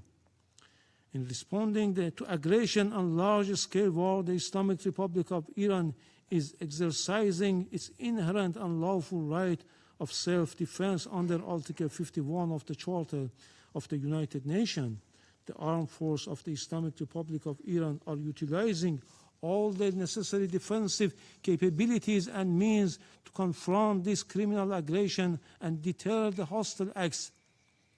Consequently, all bases, facilities, and assets of the hostile forces in the region shall be regarded as legitimate military objective within the framework of Iran's lawful exercise of self-defense. Iran will continue to exercise its right of self-defense decisively and without hesitation until the aggression ceases in full and unequivocal terms. 3. Iran remains firmly committed to respecting the sovereignty and territorial integrity of its neighboring countries. Under no circumstances will we target the sovereignty, people, or interests of our neighboring countries in the Persian Gulf. Our legitimate response have been directed solely and exclusively at the bases and assets of the hostile government of the United States that operate beyond the control of the host states. Priority has been given to the targets that diminish the aggressor capability and capacity to continue its malign actions. We had previously and formally conveyed this warning to the Secretary General and the Security Council. 4. Despite continuous U.S. hostile policy, we were sincerely and seriously pursuing the path of diplomacy and dialogue to reach a just, fair, and sustainable agreement. Yet, for the second time in the midst of the negotiation, the United States betrayed diplomacy and resorted to force and launched an attack against my country in blatant violation of Charter of the United Nations, brazenly interfering in Iran's internal affairs. They are even calling on the people to riot against their own government. The recent record of the United States toward Iran is equally clear. Since January 2025, the U.S. administration again reinstated the hostile approach, including the policy of so-called maximum pressure and economic strangulation through sweeping sanctions.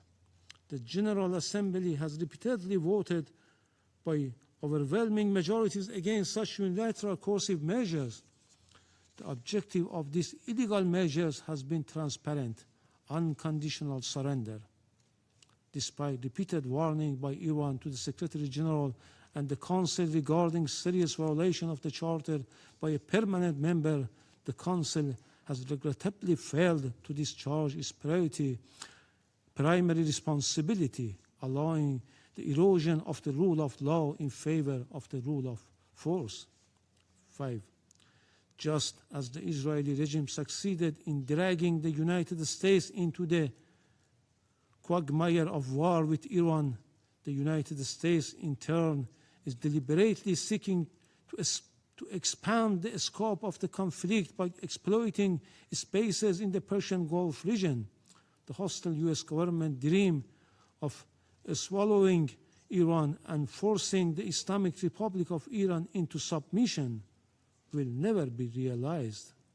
This war, before being a contest of military equipment and advanced technologies, is a battle of wills, and in that battle, the Islamic Republic of Iran will prevail.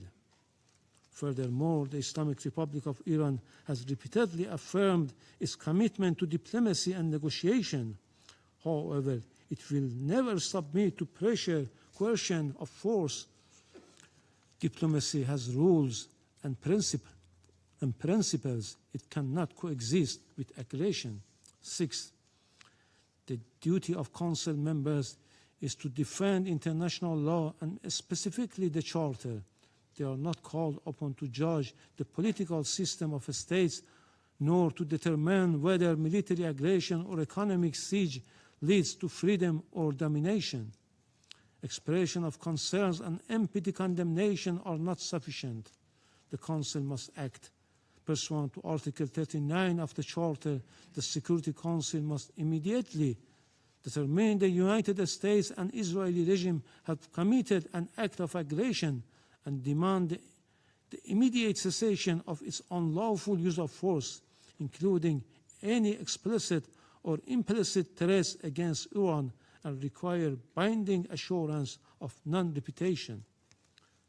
Affirm that the United States and Israeli regime bear full international responsibility for all materials and moral damage inflicted upon the infrastructure and facilities of the Islamic Republic of Iran and are obligated to provide full reparation. Let me conclude, Mr. President, with a simple and undeniable truth. Israel and the United States have attacked Iran. They have violated international law and the Charter of the United Nations. They must be held accountable. So long as this aggression continues, Iran will continue to exercise its inherent right of self-defense firmly, proportionately, and without hesitation until the aggression ends. The Security Council must act now and stop this act of aggression immediately. Silence is complicity in this crime. I thank you. I thank the representative of the Islamic Republic of Iran for the statement, and I give the floor to the representative of Israel.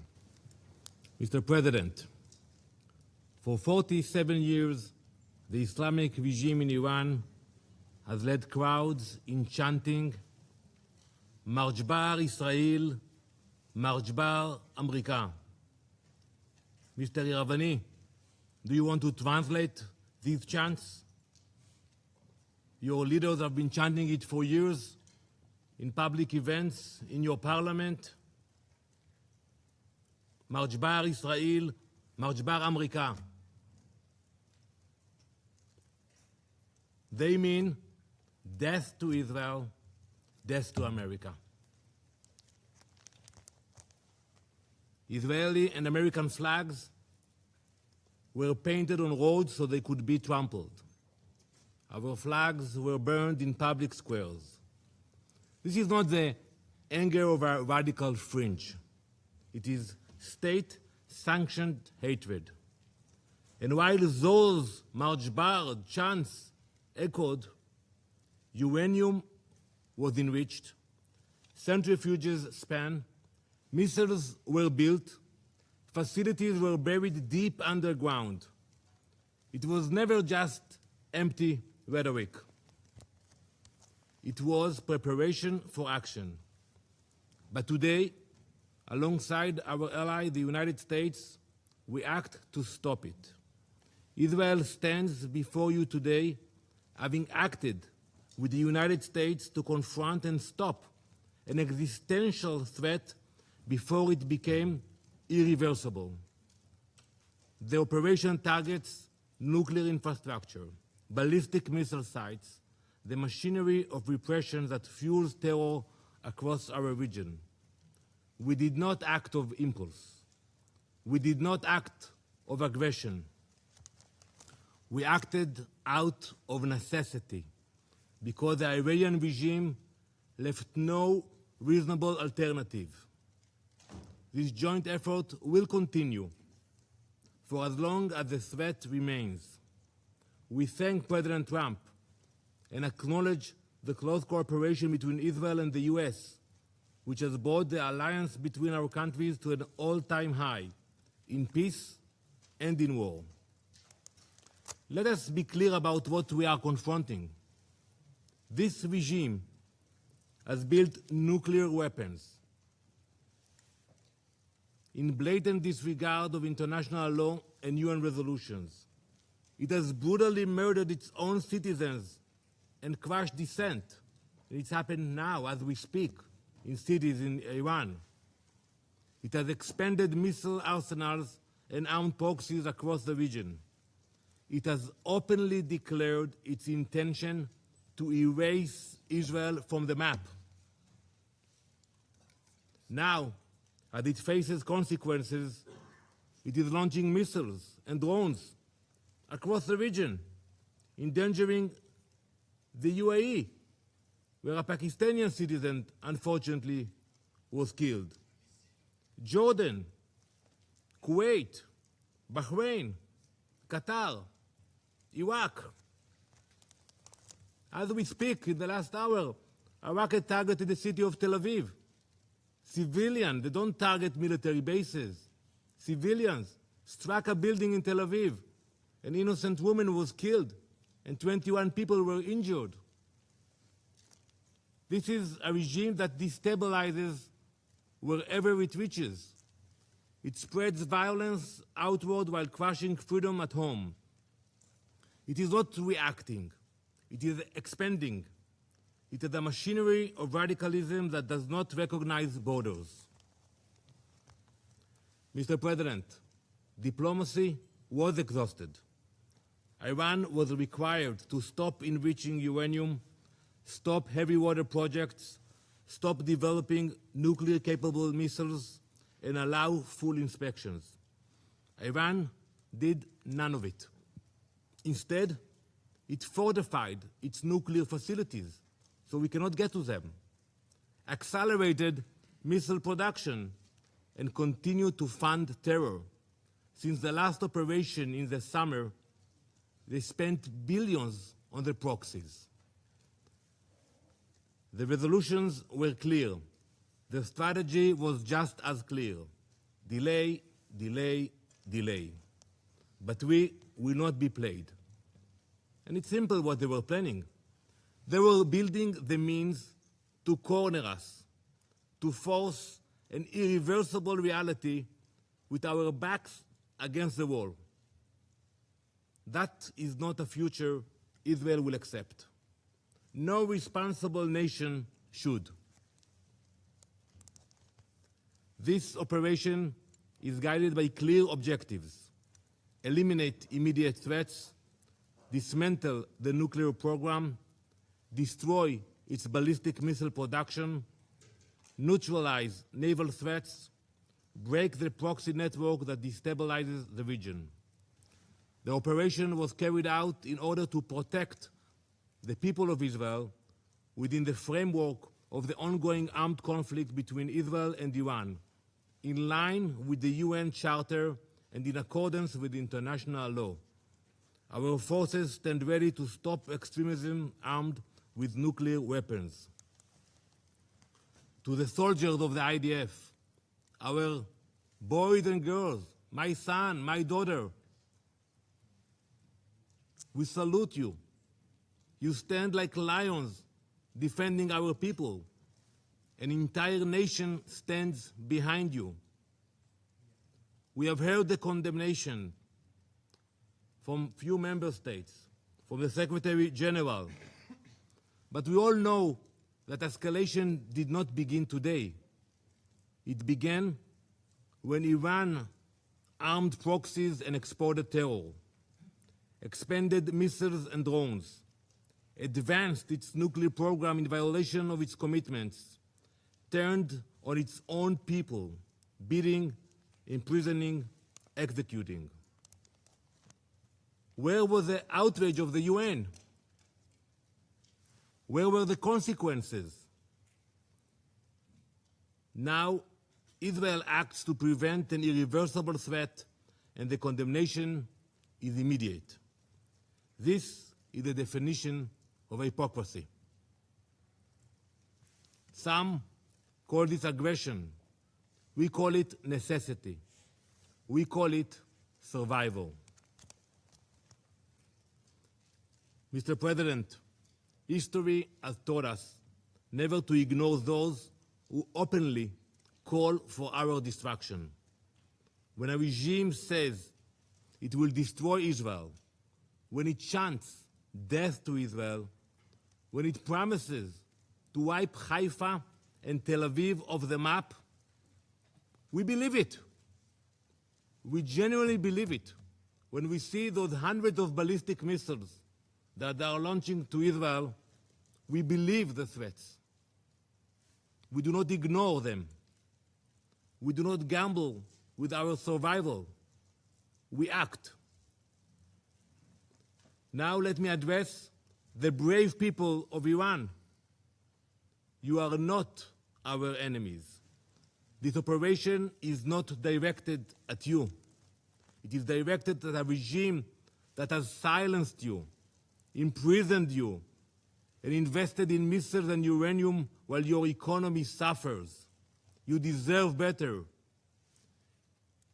It is this regime, the Basij, the Revolutionary Guard, who have dragged your country into isolation.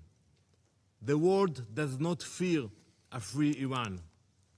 It fears a radical regime armed with nuclear weapons and driven by extremism. Your future should not be defined by those who chant for death. As President Trump has said, the Iranian people deserve dignity, security, and the chance to shape their own destiny. We are thinking about you. You are seen. You are not alone.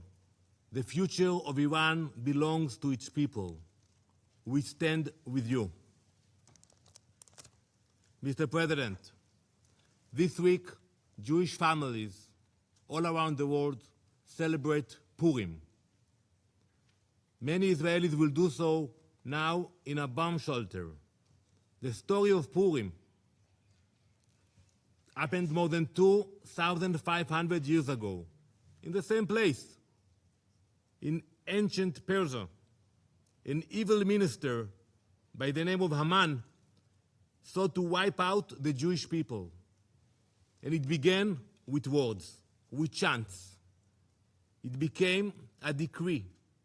It could have become a genocide. But Queen Esther refused to remain silent. She stepped forward. She spoke up. She acted before it was too late. That is the lesson we learned.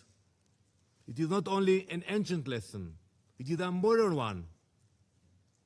Last week, I stood at the gates of Auschwitz with dozens of UN ambassadors.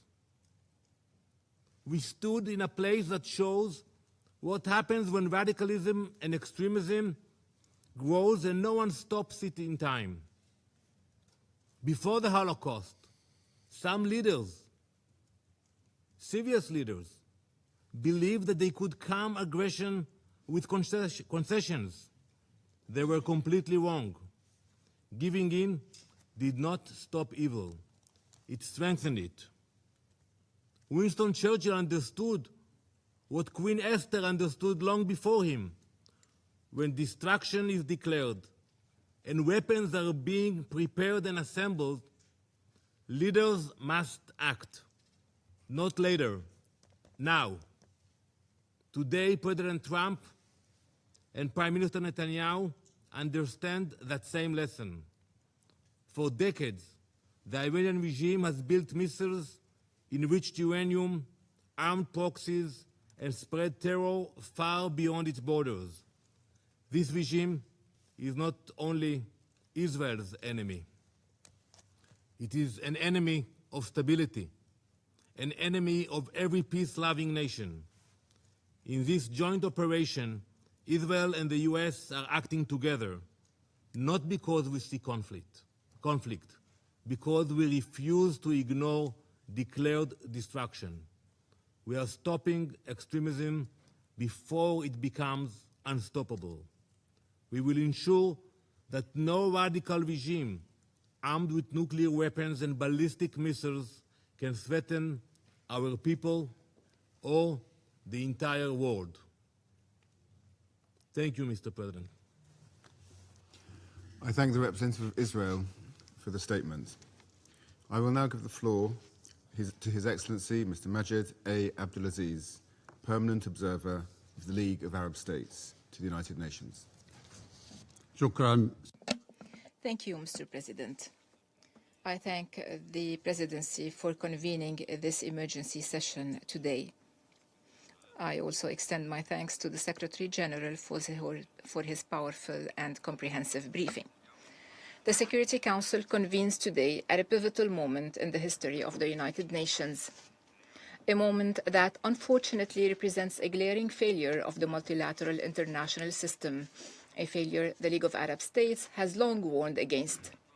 Regrettably, it is a moment in which the Arab-Israeli conflict has expanded into a full-scale regional war, through which Israel seeks, through this escalation, to evade ending its occupation of Palestinian territories, to prevent the establishment of an independent Palestinian state, and to obstruct Palestine's admission to the UN in implementation of the two-state solution and the core principles of international legitimacy.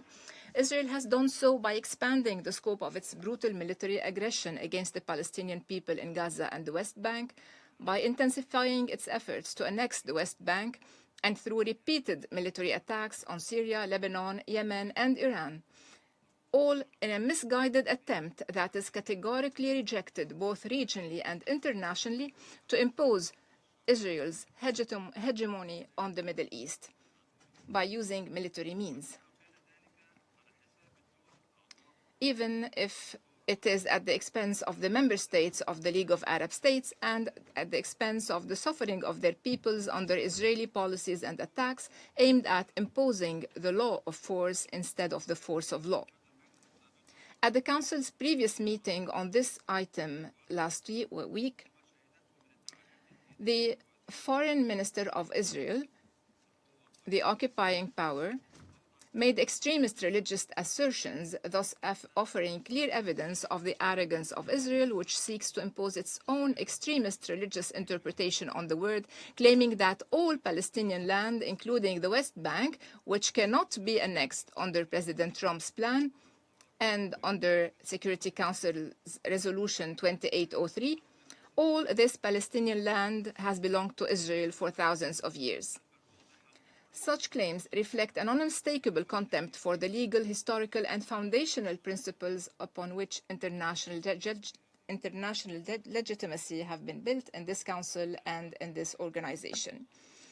Despite the announcement 2 days ago in Geneva that negotiations between the United States and Iran on the Iranian nuclear file has made some progress, Israel has blatantly disregarded all these developments in pursuit of narrow, self-serving interests. It has launched a wanton military attack at dawn today against the Islamic Republic of Iran, claiming that the attack was intended to prevent Iran from acquiring nuclear weapons. At the same time, Israel itself refuses to join the Nuclear Non-Proliferation Treaty. It refuses to subject its nuclear facilities to the IAEA's comprehensive safeguards regime, and it refuses at the same time to attend the United Nations Conference on the establishment of a Middle East zone free of nuclear weapons and other WMDs. That conference, held for the 7th consecutive year at the United Nations last November, with the active participation of the Islamic Republic of Iran in all its sessions, and with the continued boycott of Israel and one permanent member of this council. This Israeli boycott of this important conference is clear, although the conference seeks to achieve the same goal, which is to eliminate the ambiguous nuclear capabilities, both Israeli and Iranian. And this Israeli stand reflects the fact that Israel wants to remain the only state acquiring ambiguous nuclear capabilities in the Middle East and capable of producing nuclear weapons, which is something that Middle East countries cannot accept. Mr. President, despite all the above, the clear escalation among all parties amounts to a cowardly and unjustified military assault by the Islamic Republic of Iran on several Arab states that are members of the League of Arab States. This escalation threatens to widen the scope of the military conflict and risks igniting a full-scale regional war. The General Secretariat of the League of Arab States have issued an official statement from which I quote: "The General Secretariat of the League of Arab States strongly condemns the Iranian attacks on the State of Qatar, the Kingdom of Bahrain, the State of Kuwait, the United Arab Emirates, and the Hashemite Kingdom of Jordan." And I add the Kingdom of Saudi Arabia, Syria, and Lebanon. These missile attacks constitute a blatant violation of the sovereignty of states that advocate for peace and have worked to advance stability and did not participate in the war. The General Secretariat expresses full solidarity with these Arab states in confronting these attacks and affirms its support for any measures they take to defend themselves and to protect their populations. The Secretariat stresses that Arab states have taken clear positions regarding the Iranian crisis by rejecting military action against Tehran. Several Arab states exerted tremendous efforts to further mediation and to prevent the escalation we are witnessing today. The General Secretariat is deeply concerned by the grave dangers posed by the current situation in the region. It calls upon all influential parties in the international community to act immediately to de-escalate as quickly as possible, to prevent the expansion of regional instability and violence, and return immediately to dialogue. End of quote. In conclusion, Mr. President, the League of Arab States joins the Secretary General of the United Nations in urging all states to respect their obligations under international law, including the UN Charter, which clearly prohibits the threat or use of force against the territorial integrity or political independence of any state, and prohibits any use of force inconsistent with the purposes and principles of the United Nations, especially when it involves attacking nuclear facilities, which could have catastrophic consequences for entire populations. The League also joins the United Nations in calling for an immediate cessation of hostilities and de-escalation to prevent a wider regional conflict that would have dire repercussions for regional stability in the Middle East. From this standpoint, the League of Arab States urges the Security Council, particularly with the United States assuming the Council's presidency beginning tomorrow, to lead the collective security regime, to immediately halt military operations, and to return to negotiations on all tracks, inspired by the positive momentum generated by last week's Board of Peace meeting and by the role of President Trump in advancing global peace, and in full respect for the established mechanisms of the multilateral international system, far from any geopolitical confrontations that will only prevent us from achieving global peace. Thank you, President. I thank His Excellency Mr. Abdulaziz for the statement. The representative of the United States has asked for the floor to make a further statement. Yeah, thank you, Mr. President. I wish to exercise my right of reply to the so-called representative of the Iranian regime. The United States strongly rejects this ridiculous and frankly farcical assertion that U.S. actions are inconsistent with international law. For 47 years, the Iranian regime has chanted, quote, "Death to America," at every turn, at every opening of its parliament. It has sought to eradicate the state of Israel. It has waged an unending campaign of bloodshed and mass murder. It is responsible for a series of unprovoked armed attacks targeting the United States and Israel, violations of the UN Charter, and threats to international peace and security across the Middle East. It has even attempted to assassinate the U.S.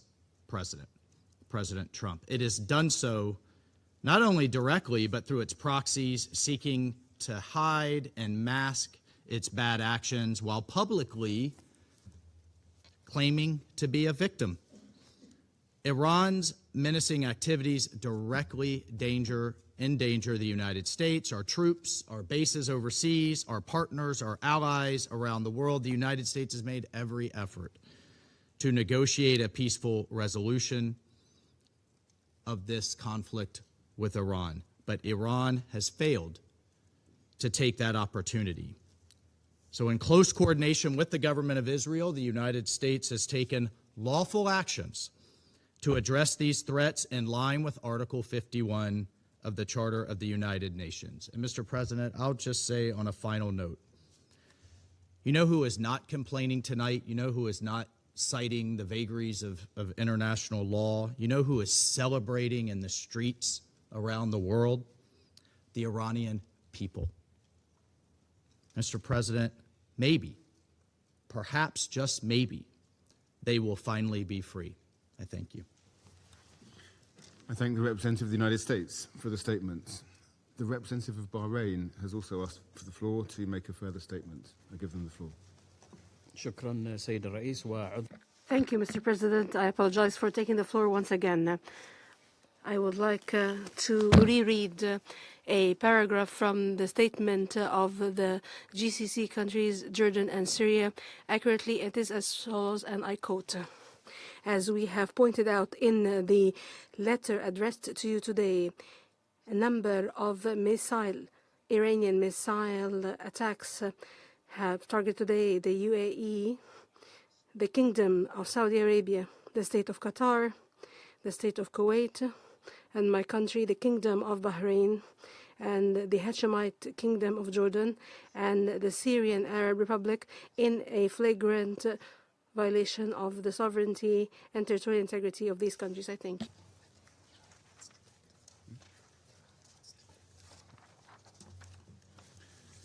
I thank the representative of Bahrain for the statement. The representative of Iran has asked for the floor to make a further statement. Thank you. I have one word only. I advise to the representative of the United States to be polite. It will be better for yourself and the country you represent. Thank you. The representative of the United States has asked for the floor to make a further statement. Frankly, I'm not going to dignify this with another response, especially as this representative sits here in this body representing a regime that has killed tens of thousands of its own people and imprisoned many more simply for wanting freedom from your tyranny. Thank you, Mr. President. Okay. There are no more names inscribed on the list of speakers. Before adjourning the meeting, as this is really the last meeting of our presidency in the month of February, I would just like to express my thanks on behalf of the delegation of the United Kingdom to members of the Council, the Secretary General, and members of the Secretariat for all their support this month. The meeting is adjourned.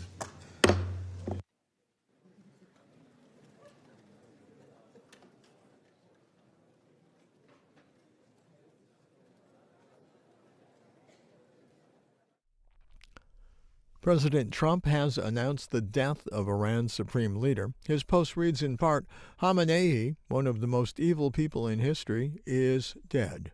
This is not only justice for the people of Iran, but for all great Americans and those people from many countries throughout the world that have been killed or mutilated by Khamenei and his gang of bloodthirsty thugs. He was unable to avoid our intelligence